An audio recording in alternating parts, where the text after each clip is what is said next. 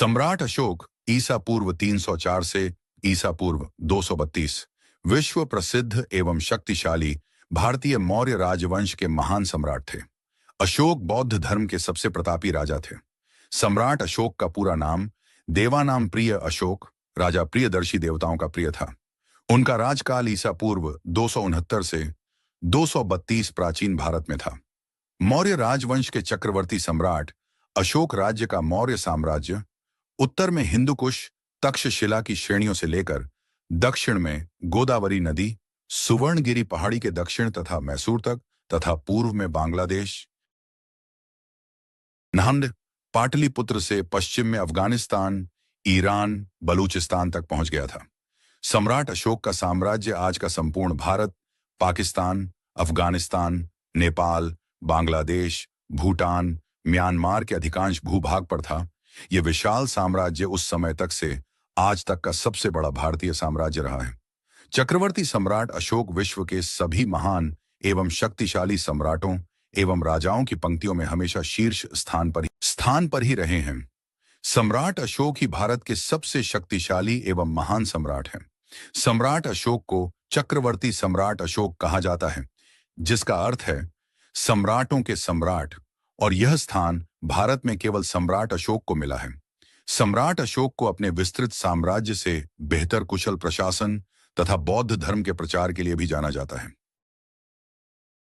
शासनावधि 268 ईसा पूर्व से 232 ईसा पूर्व राज्याभिषेक, 272 ईसा पूर्व पूर्ववर्ती, बिंदुसार उत्तरवर्ती, दशरथ मौर्य जन्म, 304 ईसा पूर्व पाटलिपुत्र, पटना निधन, 232 ईसा पूर्व पाटलिपुत्र, पटना समाधि पाटलिपुत्र, जीवन संगी देवी, कारवा की पद्मावती, असंधिमित्रा, तिष्य रक्षिता, संतान महेंद्र, संघमित्रा, तीवल कुणाल चारुमती, घराणा मौर्य, राजवंश पिता बिंदुसार, माता सुभद्रांगी, रानी धर्मा। सम्राट अशोक ने संपूर्ण एशिया में तथा अन्य आज के सभी महाद्वीपों में भी बौद्ध पंथ का प्रचार किया। सम्राट अशोक के संदर्भ के स्तंभ एवं आज भी भारत के कई स्थानों पर दिखाई देते हैं। इसलिए सम्राट अशोक की ऐतिहासिक जानकारी अन्य किसी भी सम्राट या राजा से बहुत व्यापक रूप में मिल जाती है। सम्राट अशोक प्रेम, सहिष्णुता, सत्य, अहिंसा एवं शाकाहारी जीवन प्रणाली के सच्चे समर्थक हैं। इसलिए उनका नाम इतिहास में महान परोपकारी सम्राट के रूप में ही दर्ज हो चुका है। कल्हण के राजतरंगिणी में धर्माशोक का उल्लेख आता है। कलिंग युद्ध के 2 वर्ष पहले ही सम्राट अशोक बुद्ध ने था, जिससे से प्रभावित होकर बौद्ध अनुयायी हो गए और उन्हीं की स्मृति में उन्होंने कई स्तंभ खड़े कर दिए, जो आज भी नेपाल में उनके जन्मस्थल लुम्बिनी में मायादेवी मंदिर के पास, सारनाथ बौद्ध मंदिर, बोधगया, कुशीनगर एवं आदि श्रीलंका, थाईलैंड, चीन, इन देशों में आज भी अशोक स्तंभ के रूप में देखे जा सकते हैं। सम्राट अशोक ने बौद्ध धर्म का प्रचार भारत के अलावा श्रीलंका, अफगानिस्तान, पश्चिम एशिया, मिस्र तथा यूनान में भी करवाया। सम्राट अशोक अपने पूरे जीवन में एक भी युद्ध नहीं हारे। सम्राट अशोक के ही समय में 23 विश्वविद्यालयों की स्थापना की गई, जिसमें तक्षशिला, नालंदा, विक्रमशिला, कंधार आदि विश्वविद्यालय प्रमुख थे। इन्हीं विश्वविद्यालयों में विदेश से कई छात्र शिक्षा पाने भारत आया करते थे। ये विश्वविद्यालय उस समय के उत्कृष्ट विश्वविद्यालय थे। शिलालेख प्रारंभ करने वाला पहला शासक बाद में आरंभ हुआ था। अशोक ने सर्वप्रथम बौद्ध पंथ का सिद्धांत लागू किया, जो आज भी कार्यरत है। सम्राट अशोक ने अपने पुत्र महेंद्र एवं पुत्री संघमित्रा को बौद्ध धर्म के प्रचार के लिए श्रीलंका भेजा। आगे बढ़े। अशोक का ज्येष्ठ भाई सुशीम उस समय तक्षशिला का प्रांतपाल था। तक्षशिला में भारतीय यूनानी मूल के बहुत लोग रहते थे। इससे वह क्षेत्र विद्रोह के लिए उपयुक्त था। सुशीम के अकुशल प्रशासन के कारण भी उस क्षेत्र में विद्रोह पनप उठा। राजा बिंदुसार ने सुशीम के कहने पर राजकुमार अशोक को विद्रोह के दमन के लिए वहां भेजा। अशोक के आने की खबर सुनकर ही विद्रोहियों ने उपद्रव खत्म कर दिया और विद्रोह बिना किसी युद्ध के खत्म हो गया। हालांकि यहां पर विद्रोह एक बार फिर अशोक के शासनकाल में हुआ था, पर इस बार उसे बलपूर्वक कुचल दिया गया। अशोक की इस प्रसिद्धि से उसके भाई सुशीम को सिंहासन न मिलने का संकट बढ़ गया। उसने सम्राट बिंदुसार को कहकर अशोक को निर्वास में डाल दिया। अशोक कलिंग चला गया। वहां उसे मत्स्य कुमारी कौरवकी से प्रेम हो गया। वर्तमान में मिले साक्ष्यों के अनुसार बाद में अशोक ने उसे तीसरी या दूसरी रानी बनाया था। इसी बीच उज्जैन में विद्रोह हो गया। अशोक को सम्राट बिंदुसार ने निर्वासन से बुला विद्रोह को दबाने के लिए भेज दिया। हालांकि उसके सेनापतियों ने विद्रोह को दबा दिया, पर उसकी पहचान गुप्त ही रखी गई, क्योंकि मौर्यों द्वारा फैलाए गए गुप्तचर जाल से उसके बारे में पता चलने के बाद उसके भाई सुशीम द्वारा उसे मरवाए जाने का भय था। वह बौद्ध सन्यासियों के साथ रहा था। इसी समय उसे बौद्ध विधि विधानों तथा शिक्षाओं का पता चला था। यहां पर एक सुंदरी जिसका नाम देवी था, उससे अशोक को प्रेम हो गया। स्वस्थ होने के बाद अशोक ने उससे विवाह कर लिया।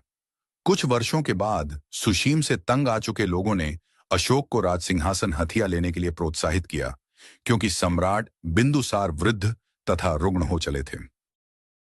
जब वह आश्रम में थे तब उनको समाचार मिला कि उनकी मां को उनके सौतेले भाइयों ने मार डाला। तब उन्होंने राजभवन में जाकर अपने सारे सौतेले भाइयों की हत्या कर दी और सम्राट बने। सत्ता संभालते ही अशोक ने पूर्व तथा पश्चिम दोनों दिशा में अपना साम्राज्य फैलाना प्रारंभ किया। उसने आधुनिक असम से ईरान की सीमा तक साम्राज्य केवल 8 वर्षों में विस्तृत कर लिया।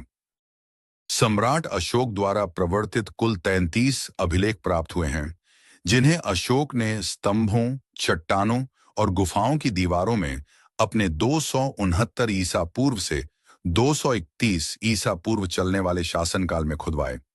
ये आधुनिक बांग्लादेश, भारत, अफगानिस्तान, पाकिस्तान और नेपाल में जगह जगह पर मिलते हैं और बौद्ध धर्म के अस्तित्व के सबसे प्राचीन प्रमाणों में से हैं।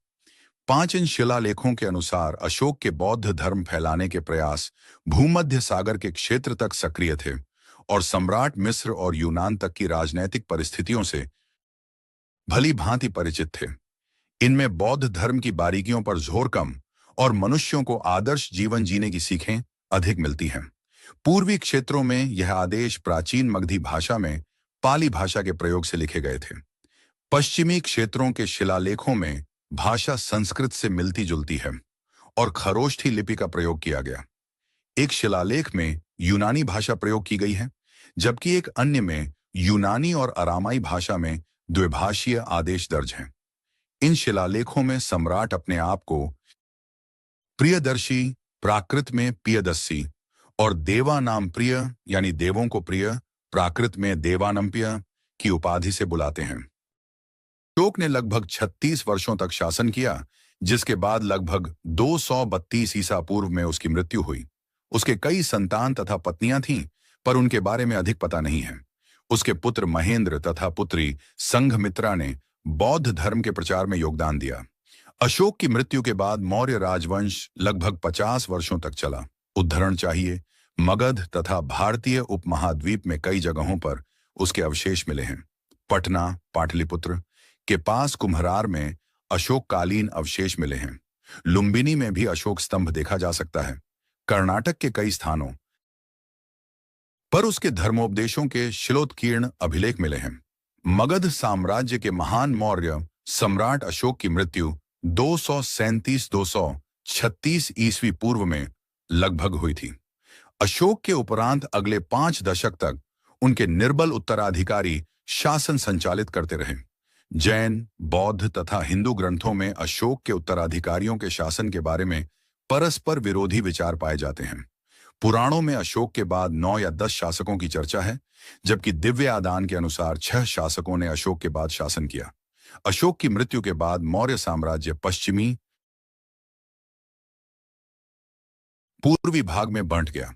पश्चिमी भाग पर कुणाल शासन करता था, जबकि पूर्वी भाग पर संप्रति का शासन था। लेकिन 1800 ईस्वी पूर्व तक पश्चिमी भाग पर बैक्ट्रिया यूनानी का पूर्ण अधिकार हो गया था। पूर्वी भाग पर बृहद्रथ का राज्य था। वह मौर्य वंश का अंतिम शासक है। सम्राट अशोक अपने समय के महान सम्राट थे। उनकी होड़ कोई नहीं कर सकता।